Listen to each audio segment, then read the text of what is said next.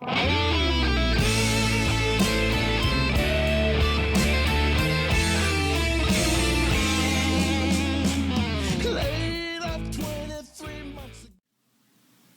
I'm Stephen Carrington with StevensGuitarLessons.com. Welcome to this week's edition of my Tip, Trick, or Lick of the Week series. Today we're going to be talking about the minor pentatonic scale. Now, the minor pentatonic scale is a very important scale as scales go. Its relationship to the blues scale, the ever-present status of it in all things blues, rock, and related genres. And it's also an excellent exercise builder with 2 notes per string, which it works out to that in any position that you play in. You can rearrange them and reorganize them, change things around in a nice orderly fashion, and build new exercises, new patterns, new things to challenge yourself. We're just going to start with the minor pentatonic scale today. We're going to do it in A.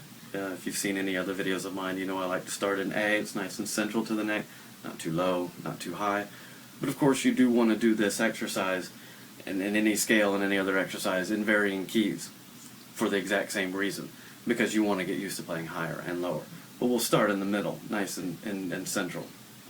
The notes I'm going to be playing, the fret numbers I'm going to be playing from low E to high E will be 5 and 8, and then 5 and 7, and then 5 and 7, and then 5 and 7, and then 5 and 8, and finally 5 and 8 again, of course, on the high E.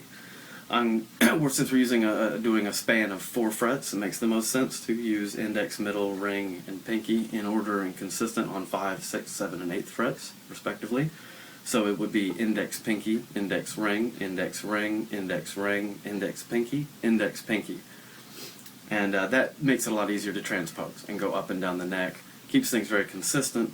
It helps to build muscle memory and allow you to be faster and to get faster quicker.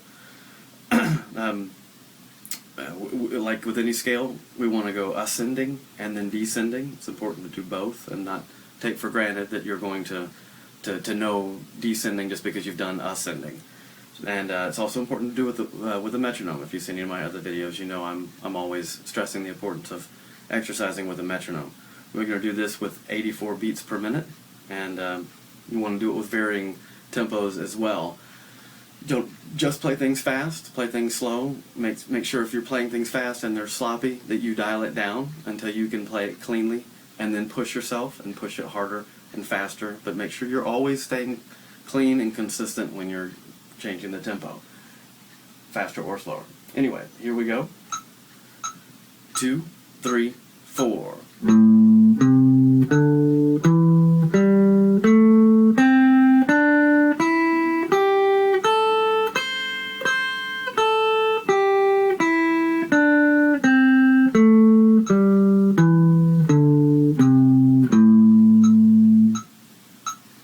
There we go. And like I say, I would do that in a few different keys and in the same speed, change it around, do some of the other exercises that we'll talk about in other videos with minor pentatonic and with other scales and other keys, other modes, lots of other variations.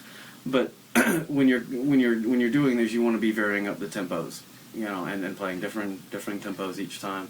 That'll just help to keep things to keep you from going into any kind of a rut. Alright, well, thanks for watching. That's it for this week's edition of my Tip, Trick, or Lick of the Week series. I'm Stephen Carrington from StevensGuitarLessons.com, and I hope to see you next week. Bye.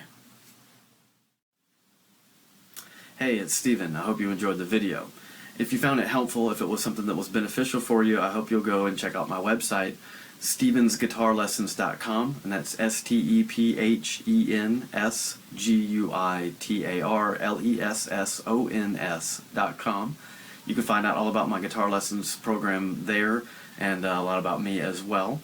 And if you found that it was too simple or too basic, it was covering topics that were too simple or too advanced, definitely check out some of my other videos. I do cover a range of skill levels and topics and concepts, and hopefully there's something there to your liking.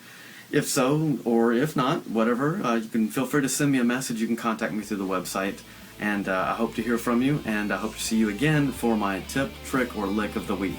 Thanks a lot, and again, this is Stephen from StevensGuitarLessons.com.